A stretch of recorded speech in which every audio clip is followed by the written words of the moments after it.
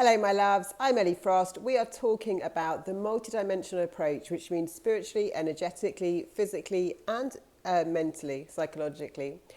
Breaking free of trauma cycles, breaking free of narcissistic abuse, learning how to use our energies, use our emotions, work with them, work with our minds to create our most fulfilling, authentic, and sovereign lives. And especially like during and after narcissistic abuse. One of the hardest relationships we're going to have is with family members, whether they're narcissists or not, but narcissistic family members are extremely tough. I grew up in a narcissistic household. I didn't even know what that word meant for most of my life. Yeah? I thought there was something wrong with me because the challenge when it's your family members, I'll tell you what I had on a multidimensional level that I was dealing with. When it's your family members, you're automatically going to trust them. As a child, we have to, as a survival mechanism, get our family members to love us because our subconscious knows that it's linked to our survival, right? So we will attach in a stronger way and not question anything that they're saying to us. There's also something subconscious about authority figures that we'll naturally listen to. I mean, I've done so much research now on how dangerous that can be when there's been abusers doing extraordinary things to people because they're claiming positions of authority, and we go into this unconscious compliance, right? We also have the complexity of what family should be. I think, I'll tell you me personally, because I can tell you from my point of view and then how I've overcome it. For me personally, the way I was treated by my parents and really led to a very strong belief that I was very unlovable in the world because I just couldn't, I couldn't get it through my head that if they didn't love me, then how could I be lovable? I had a very strong, subconscious, but very strong belief that there was something extremely wrong with me at a core level, because I felt that I could see that it wasn't a natural response how they treated me, but I'd never have defined it as abuse. I mean, not for years. And I studied an undergrad in psychology and I still wouldn't have called them abusers. I knew they acted in abusive ways, but I think because again, it's a protective mechanism, right? That a child that's very traumatized cannot accept the truth because there are certain times when we're developing that truth is too much for us to handle. If I had to face that reality, it could have just been too much for my heart to take. So it was easier, and it was actually a survival mechanism, which a lot of us do, for me to buy into a fantasy, an illusion that they were great parents. And I had to have that because I wouldn't have survived it otherwise. I wouldn't have survived it if I wasn't equipped yet to face the truth. But I knew how I felt, but I thought it was my problem.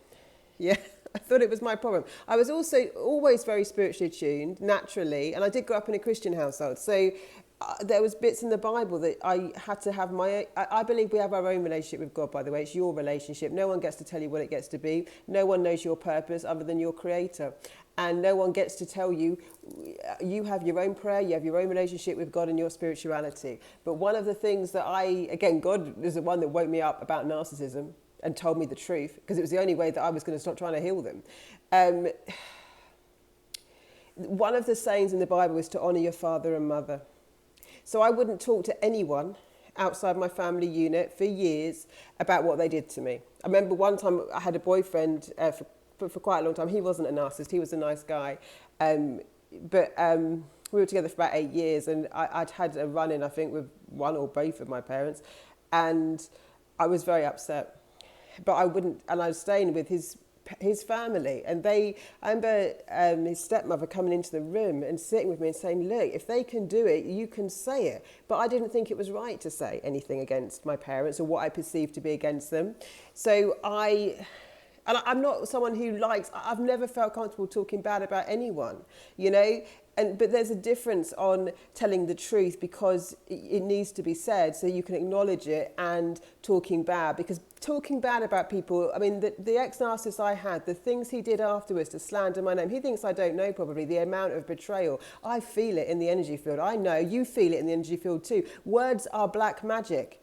You're not just guilty of betraying someone by your actions. Your words matter. You are casting spells in the universe. Now we can protect ourselves and build strong energetic fields so it doesn't touch us, right? And he'll receive his karma for every word, because you don't get to once you detach from a narcissist, especially someone working with the divine, there is no doubt that there is a price to pay for it. People are, the demons think that we don't understand consequences and that we keep plugging into people's spiritual protection. Well, they plug into our spiritual protection while we consent, right? Not meaning to consent, but while you're still in interaction in certain ways, we are consenting sometimes to having those people in our fields, which is another video. But anyway, where do I want to go on this? So it was very complicated for me to really even imagine that there wasn't something wrong with me. I felt my childhood was a bit like Matilda, you know, if you've seen that tale, because I was very bright, but also books were my escape. I read a lot, and they were the way that I could escape my world. I wasn't allowed friends, I wasn't allowed people in the house. At one point, they were allowed, my brother, my dad and my mother, you know, they were all in like the front of the house. I wasn't even allowed to go up their staircase. You know, like I had to go around the back. And I'm an A-grade student, like a complete geek, if you like, in terms of studying. I wasn't doing bad behaviour. My brother was, I wasn't, but I was constantly chastised, and it was very cold, and it was very difficult to be treated in a way that I was treated. And it wasn't related to a behavioural thing, so logical didn't exist, but I still felt my parents didn't love me, and I still thought that was my fault. I still felt all these different things, complex things about what family is and who they were, and I was projecting the image of their role, right? And someone very cleverly wrote on the channel the other day about, well, it doesn't matter what role they're playing, right? Because again, it's like when an authority figure, this is proven by the way, there are authority figures, people claiming to be, that have forced employees of establishments to do terrible things to other employees, right? Because when we think we're dealing with an authority figure, we go into submission. When we think we're dealing with a parent, we go into submission, and you've got the complexity of the betrayal of speaking against someone who's supposed to be your family, your blood, someone who is playing a role, someone who it's complex with, right? Which is like any relationship, but especially family. It's complex because there may be some good times, like in all abuse cycles, and it's complex to deal with what it really means. And it's very, very complex to deal with the fact that you might be having a very different situation to other people, right? So I knew I didn't feel good around my parents, but I thought I was the one that had problems. Later in life, I started getting terrible panic attacks. I think I'm trying to figure out what is wrong with me. It was all PTSD. Just no one knew to tell me that at the time. And I was a geek. I was telling the doctors more than they were telling me. You know, no one really understood it, except for people were saying to me, your parents are abusive.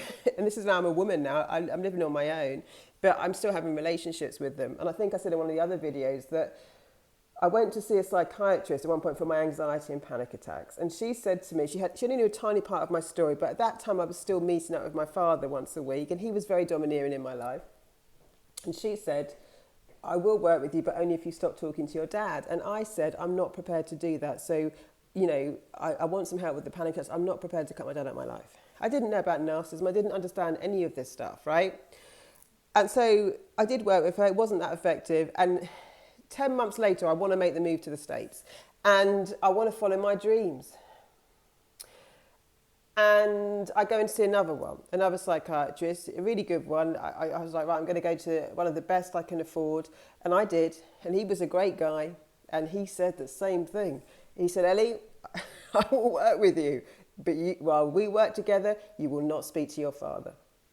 And that's the second time I heard it. And it was like, I can't now deny that there is something I've got to listen to. I've got to hear something else. So he didn't know about narcissism. No one used that term. No one told me the truth that I'm telling you here. But I did understand that this was massively impacting my life. And it didn't take very long, because again, I was very well informed myself. You know what I mean? I'd already done a lot of my personal development. I'd already done a lot of healing on myself, emotionally, physically, in all sorts of ways, and spiritually. So it was like, I actually transformed very quick. I only needed about 6 sessions with him. He didn't define narcissism. That would have set me free in a whole new way if I knew what I share with you here. I didn't find out for years later until I got back into cycles of narcissists. But what I did understand was that it was a very unhealthy, toxic dynamic. He didn't tell me anything about narcissism. He didn't know. But he did tell me that no one's got the right to treat you like that, which I didn't know. I thought my parents did have the right. And I had to have my own relationship with God. And God explained to me very clearly that, yes, honour your father and mother if they are acting as they should as a father and mother, like in a marriage, right? Your husband or wife betrays your marriage vows when they don't honour you. Therefore, it's not the same, right? It's not your prison. God had to show me that, and I got that wisdom through prayer and through connection and through my own spirituality, so that set me free as well. I did not have an obligation to be sacrificed to these people just because they're called parents. So what do you do if you're dealing with them? Know the truth. You cannot work with people who don't want resolution. So if you are in dynamics where you might be caring for a parent or they're in your life, you've got to draw boundaries, which is, I won't allow you to talk to me like that. You've got to treat it as a very sort of transactional situation. If they are trying to trigger you, then one, do the processing work that I talk about here. Two, use diffusing statements, which are, that's not the way I see it. I won't say if you're going to talk to me like that. You allowed your opinion. The more you can not agree with their version of reality, but not need to validate and justify your own, the easier this gets to diffuse the energy, because it's all an energetic charge. And if you get triggered, they get to siphon. It's the trauma and the pain and the charge of the energetic that they literally trigger you into that causes this ability for them to siphon your energy, and then you feel very drained. I can remember so many years of my life, I would spend so many hours thinking about why my dad did what he did. I'd walk on eggshells, I'd question every single thing about myself. Then it would be things like my birthday and I was supposed to be meeting him and he wouldn't show up, or he'd do something terrible to me. And I idolised him. A projected fantasy, because a little girl couldn't cope with the truth and she had to project a fantasy. Now that is the same dynamic we put in narcissistic relationships. What I didn't know, because I'd done so much healing, I didn't know anything about narcissism then though. I didn't know about the fact what they really are, which is soul detached, cooperating with an entity of consciousness that is fairly demonic. It's destructive. It goes one way, right? They've got no interest in harmony, no interest in being the role that they're in. In fact, you're just supply. Their children are pawns, and their image they portray to the world is so different. So it's very difficult in family dynamics because they're very sticky and it's very complex. It's complex spiritually, it's complex. I mean, all of these relationships are, but it's even stickier because it's the shame as well of like, I mean, I've met my ex-narcissist that was supposed to be divorced, then he turned out to be separated. I mean, God knows what the truth of that was. But I mean, that whole dynamic that they had going on was all about image, apparently. Like, she didn't care that he was having affairs and living somewhere else. She cared that other people didn't know that, or that they had some kind of reputation. They've got frameworks and schemes that set this up. You know, that is just mind-blowing. How could we project our empathy? We project, how would someone, you know, enable this to happen? How can I have got in a relationship with someone who was saying they were divorced, that the wife knew what was going on to some level, you know what I mean, and enabled it? You know, and still wanted to keep the marriage. Not that they were really living as man and wife, but wanted the dynamic for some image that they were portraying of what they were. It's all flying monkeys. It's all absolutely unfathomable. It's all unfathomable. So, and with my parents, I mean, it was just the biggest brainwashing ever. But I'm a young girl when I've been brainwashed by them. I'm a young girl believing I'm the problem. I'm a young girl believing that I deserve the punishment, the bad treatment, the abuse, the neglect. I'm a young girl thinking that it's my fault that I get humiliated. I can remember I won a scholarship. I mean, just the humility, this is an example, but I don't know, I'll share because then you'll see the stories. To you, it might sound like, God, how that's so wrong, but I didn't know it was wrong. I just thought I was wrong, and that's what I want to get you through. Like, I remember I used to go, I was very young, maybe 12, I get a scholarship to a private school. It's the best school in the UK, or one of them, girls' school, because I was very bright. So, but I used to have to get up at 5 in the morning as a 12, 13-year-old, travel 3 hours because we lived far away from it on the train, and then I did a walk for 40 minutes. I mean, that's not that safe, is it, for a 12-year-old? And then I'd get home about 6 or 7 at night because of the journey. One time on the way back on the train, the bathrooms weren't working on the train. It's a 3-hour journey. I've walked 40 minutes because I stayed behind. I'd do my homework, then I'd walk. On the train, I wet myself because I couldn't use a toilet, right? I get home and I say to my mum, can you wash my clothes because I've had an accident. I mean, she was sitting there with one of her friends. They just humiliated me. I was a 12-year-old girl. You know, I was so embarrassed anyway. The things they said about me, again, it was just shame, shame, shame, shame, shame. So my whole concept was I was wrong. It wasn't, I didn't have a wise owl saying to me, this is terrible. This is just humiliation on every level. There's nothing you can do to get this right. You're going to be neglected, abused, beaten up the whole time. Rarely was there physical violence in my household, but there was sometimes by both my parents. It wasn't so much that. Again, so it's hard because, again, we've been taught to compare that, domestic violence, and I didn't experience that so much. It was much more constant emotional torment, constant emotional neglect, no love, completely lack of care, which is a highly sensitive person who was very confused. I mean, that's just a small story. I've been through so many different things, but I thought I'd close the chapter. I'd moved to a different country. I'd already rebuilt success in my life. You know, independence, my own place. I bought my own house when I was 26. I was determined. I went into lots of investment, lots of money spent on healing, modalities, personal development, growth. I was a high achiever. And then I get to a different country. I don't know what narcissism is.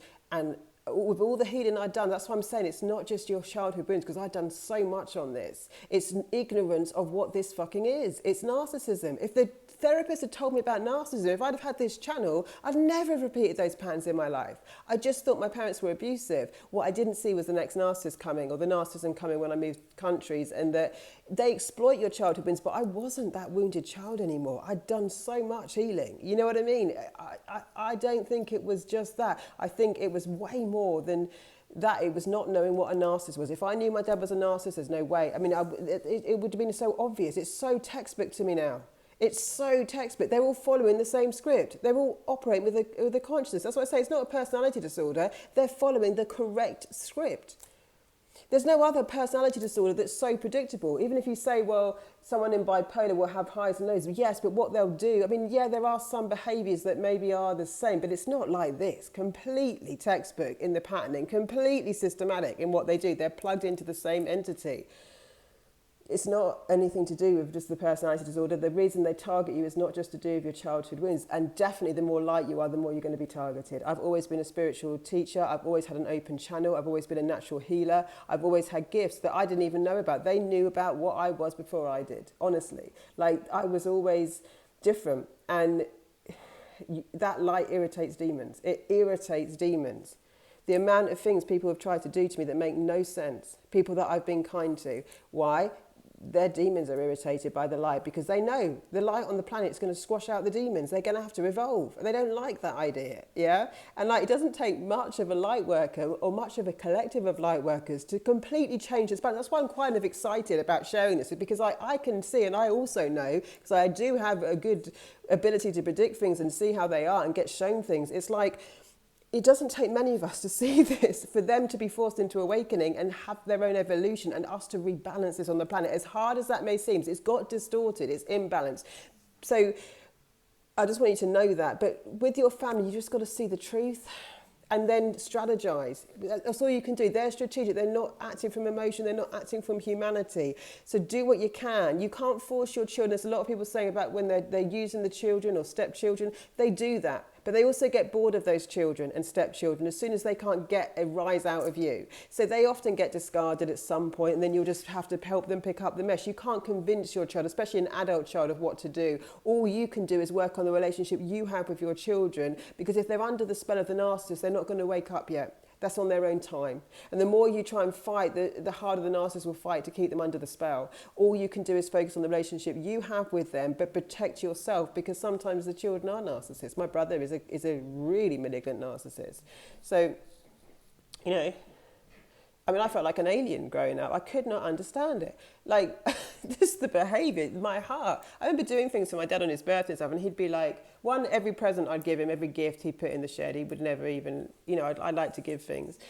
Two, I'd do polite things always and show a lot of grace and a lot of, you know, politeness. He'd be like, I just don't understand why you're like this. I don't know any other children that would behave like this, as if all his children were bad. But he abandoned them all. he wouldn't give his money. He made money a real bad thing in our lives. He had a lot of it, but he was always telling me basically that he wants to die in a pot of gold and he'll do everything in his power not to give. And I mean, what a life is that? The other thing you have to bear in mind, and I used to look at confused with my family, that's why I partly always wanted to wake them up, and with other narcissists, it's like they have no love to give. There's no real love in them. There's none. And what horrible lives they live. To have children, never have connected to them, to not want to be part of their lives, to have resources, but not, part of the reason I love to create abundance is the giving of stuff, the things I can build, the lives I can change. I've got so many ideas of what I'll do in my life, the more I can build things, because I will create things that change paradigms on the planet. You know what I mean? Good people with money in their hands can create opportunities, jobs, new ways of working, new possibilities. They solve problems that we should be solving. Business should not be about manipulation and advertising industries making you want things you don't need. Business should be about how we do things productively on the planet, how we make better cultures, how we make better lives for people, better professions, women with children that get to put their kids in the nursery, that we're flexible, that we do different things. And so, I believe that we've got to rebalance so many things, and a lot of the underlying issues are just because our world isn't humanity focused, and narcissism is just an expression of that distortion that's gone way out of hand, which we get to rebalance. So with your family members, understand that you will go through a lot of emotions. If you're angry, that's a good thing because you realise you deserve better, but you really do have to minimise your exposure to them. If I said that this is a poisonous snake, it's going to bite you. It's going to bite you and it's poisonous. How much exposure do you want? Because every time it bites you, you're going to have to go to the therapy and do some healing work, and you're going to get better at recovering maybe. But the snake's going to bite you and it's poisonous. It's not what you think of as the role. If you're dealing with a narcissist, they are the poisonous snake. That's what it is. It's not your mother, it's not your father, it's not your brother, in the context of what you would want it to be. And you can't change it. That's what God had to show me so many times. You cannot change the devil. Stop trying. Put your light on the people that you can grow. Pour that love and that energy and that passion on things that can thrive. Show people how they can heal. Do things that are productive. Stop using that light on the wrong thing that just is a black hole. That's what I got woken up with. You can't change them. You can't transform them. You can't interfere with their free will. And you can't reattach them to their soul. So it's a poisonous snake. It's going to bite you. It is poisonous. It is very damaging. It's very toxic on every multidimensional level, spiritually, physically, emotionally, in every way.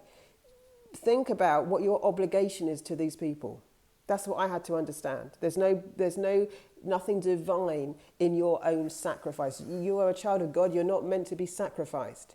Love is expansion of me and you. What's best for the collective overall, and that's never, ever sacrifice in the name of whatever you think it is. What would happen if you weren't there? That person would get support. They would get what they need. You don't have to be the one doing things for them, no matter what you think. Where's your obligation coming from? In Sovereign, I teach you about fear, obligation, and guilt, and not acting from those places. It's not from love. It's not from love. So if you want to join Sovereign, get in for May. Otherwise, lots of love, guys. I'll speak to you soon.